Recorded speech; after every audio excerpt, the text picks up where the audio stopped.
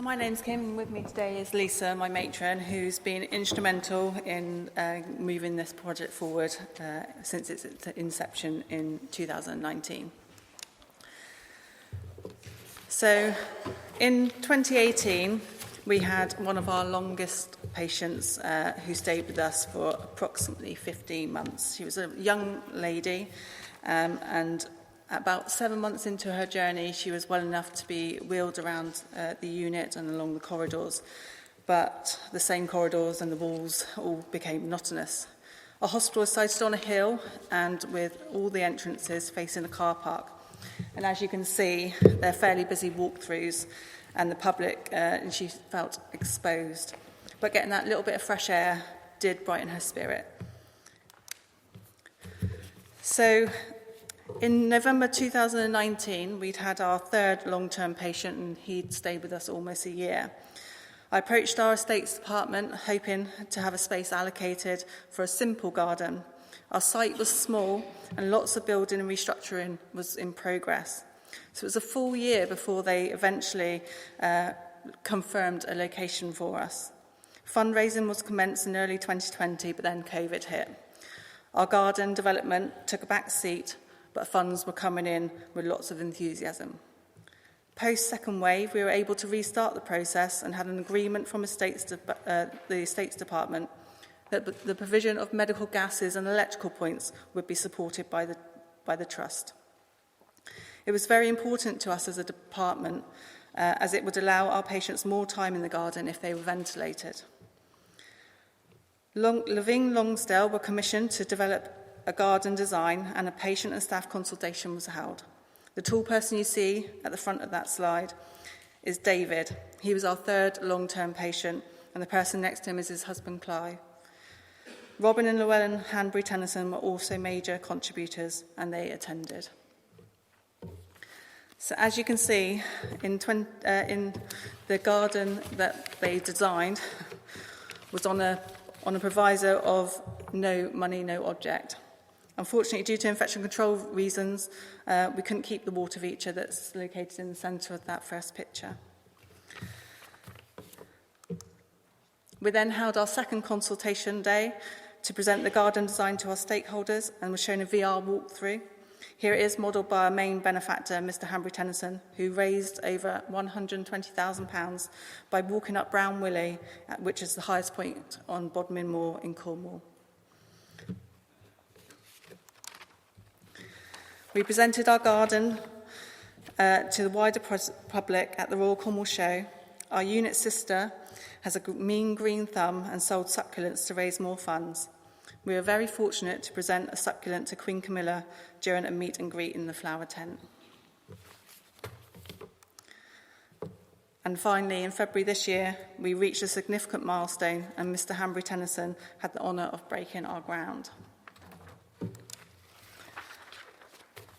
Kurt Jackson, a local artist, donated several sculptures, and our lovely ferns were donated by the Lost Garden of Helligans. And you can see on your side, right-hand side picture, is Robert Haig. He's our fabulous project manager. For the second year, we've continued to raise funds by attending the Royal Cornwall Show, and our contractors, which were Cormac, supported the stall by creating a display, and we won first prize. So as you can see, at the start of August, we were almost there. Delivery of our medical ports and cover for our supply of gas was confirmed. The staff at the Lost Gardens of Helligan had volunteered their time and developed a planting plan. But the before is quite a drab, horrible place, isn't it? And halfway through, we're just waiting on the plants to go in. But you can see our bridge there. It's been specifically designed by our physiotherapy team to allow for patients to do their stair assessment. So I'm happy to say that as of 15th of September, our garden is ready to use. 2 oxygen points have been installed, and all our plants are in. We held our grand opening ceremony with ribbon cutting on the 21st of September, with lots of press and furore. And this is just a view of our back wall. So you can see there's an oxygen point which is situated on the post there. There's seating for family, and in front there's a space for an ITU bed, and we have 2 spaces that can accommodate patients that are in beds. We also have a table that is wheelchair friendly, so the arms can go underneath the table, and the seating around is for family, and hopefully pets and will be able to come in and visit their relatives.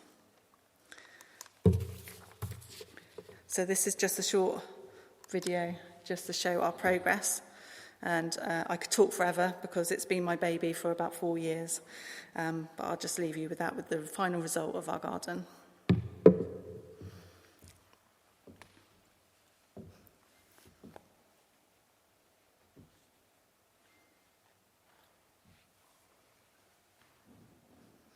Apologies, no music.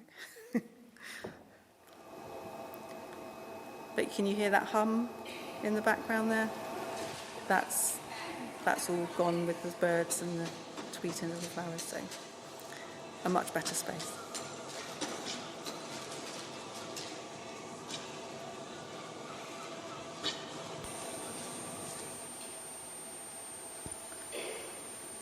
The head gardener there, digging away. She designed all the planting arrangements.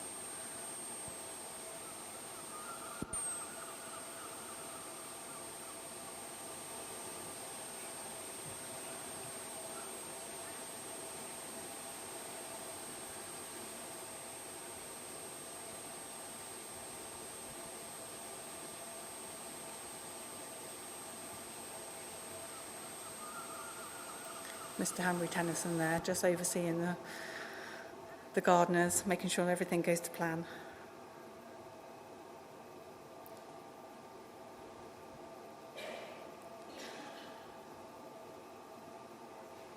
Lots of these plants have different flowering sessions in the year, so you'll always have a flowering plant. There's sensory garden plants such as lavender,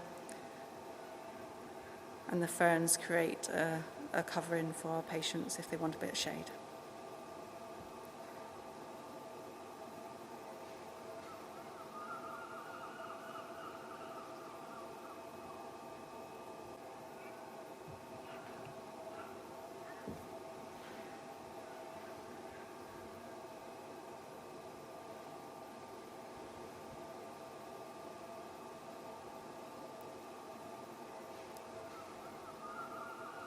This isn't the final result.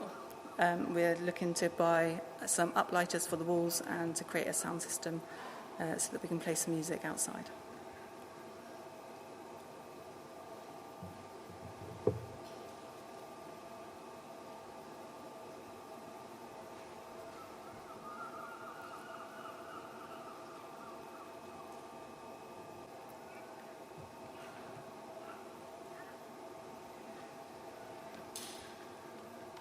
Almost done. Thank you. Oh, perfect. Thank you.